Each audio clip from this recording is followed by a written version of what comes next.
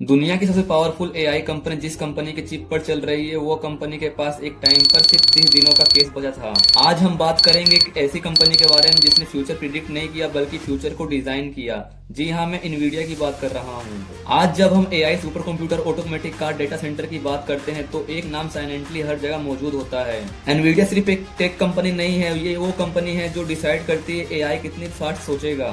लेकिन इस लेवल तक पहुंचने से पहले एनवीडिया सिर्फ एक आइडिया थी, एक रिस्की आइडिया जो एक आदमी के दिमाग से निकली। इस आइडिया के पीछे जो इंसान है उसका नाम जेनसन हुआंग है, जो कोई बिलियनर फैमिली से नहीं आया था। वो एक नॉर्मल मिडिल क्लास बैकग्राउंड से आया था। कॉलेज के टाइम पर कभी वेटर का काम किया करता था, कभी बाथरूम साफ करने का, ताकि पढ़ाई का खर्चा निकल सके। पर जेनसन एक बात क्लियर जानता था, उसके लिए टेक्नोलॉजी सिर्फ एक जॉब नहीं थी, उसके लिए टेक्नोलॉजी का मतलब फ्यूचर बनाना था। इस वजह से 90s के टाइम पर जब लोग सॉफ्टवेयर और एप्स की बात कर रहे थे, तब जेनसन एक अलग सोच रखते थे। वो मानते थे अगर मशीन पावरफुल होगी तभी सॉफ्टवेयर पावरफुल बनेगा। इसी सोच के साथ 1993 में जेनसन ने एक नया रिस्क लिया और वहीं से एनवीडिया की शुरुआत हुई।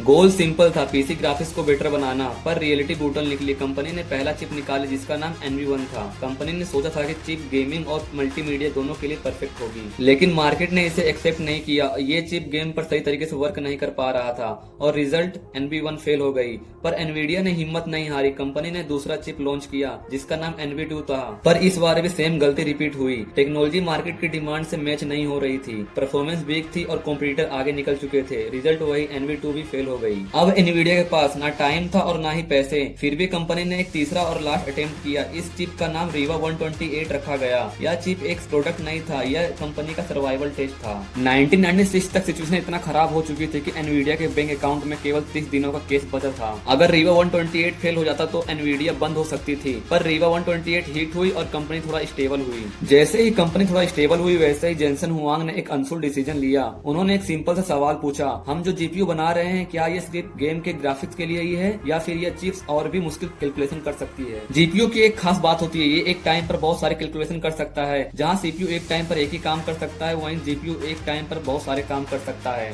ये बात पहले गेमर्स के लिए यूजफुल थी, लेकिन कुछ समय बाद साइंटिस्ट ने रिसर्च किया और एक चीज नोटिस किया। उन्होंने देखा कि एआई और मशीन लर्निंग जैसे कैलकुलेशन जीपीयू पर बहुत तेजी से हो रहा है। और यहाँ पर जेनसन हुआंग ने सबसे इंपॉर्टेंट डिसीजन लिया। उन्होंने जीपीयू को सिर्फ हार्डवेयर प्रोडक्ट नहीं बल्कि उसे यूज करके एआई का इंजन बनाना शुरू कर दिया। एनवीडिया ने इसके लिए स्पेशल प्लेटफॉर्म बनाया जिसका नाम कंप्यूट यूनिफाइड डिवाइस आर्किटेक्चर रखा। इसका सिंपल मतलब था डेवलपर ऐप जीपीयू को सिर्फ ग्राफिक्स के लिए नहीं बल्कि हर जगह के हेवी कैलकुलेशन के लिए यूज कर सकते हैं। इस एक डिसीजन ने एनवीडिया को गेमिंग कंपनी से एआई इंफ्रास्ट्रक्चर कंपनी बना दिया। ये कोई ओवरनाइट सक्सेस नहीं है, ये सालों का मेहनत है। पर यहीं से एनवीडिया को डायरेक्शन क्लियर हो गया। गेम सिर्फ एक शुरुआत थी, असली फ्यूचर एआई है। अब सवाल आता है, एनवीडिया पैसे कैसे कमाती है और बाकी चिप कंपनी से अलग कैसे है? जवाब सिंपल है, एनवीडिया सिर्फ चिप नहीं बेचती, पूरा सिस्टम बेचती है। एनवीडिया के पास पूरे 4 रेवेन्यू सोर्स हैं। पहला गेमिंग जीपीयू बनाना, जहां से कंपनी की शुरुआत हुई। दूसरा डेटा सेंटर और एआई चिप, यहाँ सबसे ज्यादा रेवेन्यू पैदा होता है। तीसरा सॉफ्टवेयर और प्लेटफॉर्म बनाना जैसे स्कूडा।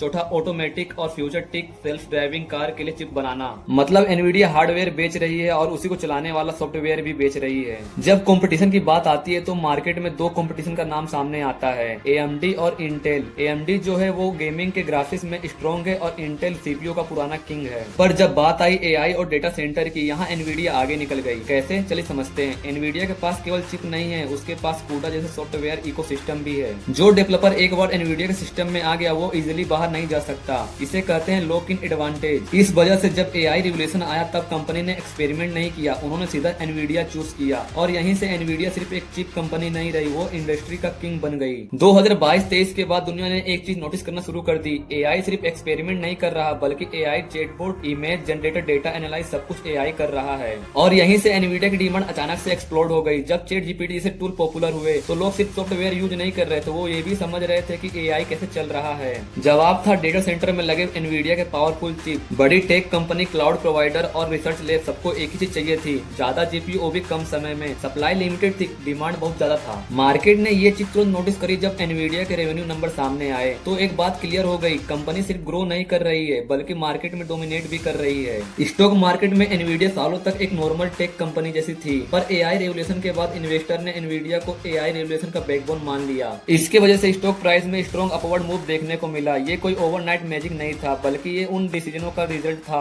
जो कंपनी ने सालों पहले लिया था, जब एआई पॉपुलर भी नहीं था। तब से कंपनी का फोकस केवल फ्यूचर पर ही है। 2024-25 में एनवीडिया सिर्फ एक सक्सेसफुल कंपनी नहीं है, बल्कि एआई इंफ्रास्ट्रक्चर का बैकबोन बन चुकी है। डेटा सेंटर, रिसर्च लैब और बैटलफील्ड जैसे अमेरिका जैसे कई बड़े देश अपने डिफेंस सिस्टम में एनवीडिया के चिप यूज कर रहे हैं। आज एनवीडिया के पास सिर्फ डिमांड पावर नहीं है, बल्कि प्राइसिंग पावर भी है। मतलब जो चिप वो बनाती है, मार्केट उसका वेट करता है। इस पोजीशन तक पहुंचना केवल टेक्नोलॉजी से पॉसिबल नहीं है, इसके लिए प्लानिंग, पेशेंस और सही डिसीजन चाहिए। पर फ्यूचर हमेशा इजी किसी भी कंपनी के लिए नहीं होता। कंपटीशन और रेगुलेशन आ सकता है, टेक्नोलॉजी साइकिल चेंज हो सकती है, लेकिन एनवीडिया के पास एक एडवांटेज है। वो सिर्फ प्रोडक्ट नहीं, प्लेटफॉर्म बना चुकी है, जहां हार्डवेयर और सॉफ्टवेयर दोनों एक दूसरे से जुड़े हुए हैं। इस वजह से एनवीडिया का फ्यूचर सिर्फ नेक्स्ट क्वार्टर के रिजल्ट पर डिपेंड नहीं करता, वो इस बात पर डिपेंड करता है कि दुनिया एआई को कितनी स्पीड से ड्रॉप करती है। लेकिन आने वाले समय में एआई और ही यूजफुल होगा।